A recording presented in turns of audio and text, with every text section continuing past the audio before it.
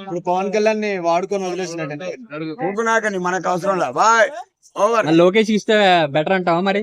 లోకేష్ కి చంద్రబాబు నాయుడు కొడుకు ఒకవేళ అబ్బాయి ఇంటెలిజెంట్ ఎడ్యుకేషన్ పర్సన్, వాళ్ళ నాన్నను జైలు పంపిన జగన్ అతను ఇడిపించుకొచ్చిండు, ధర్నాలు చేసి జనాలను కూడబెట్టి. ఒకవేళ ఇస్తే పర్వాలే. ఇంకో మాట చెప్తానండి, హైదరాబాద్ ను డెవలప్ చేసిండంటే చంద్రబాబు నాయుడు. శిల్పారామం గాని, హైటెక్ సిటీ గాని, రోడ్లు గాని, ఏది గాని. కాంగ్రెస్ పార్టీ మేము చేసామంటుంది. కాంగ్రెస్ పార్టీ వాళ్ళు వచ్చా చేసింది. వైఎస్ఆర్ 2 పథకాలు పెట్టిండు, 108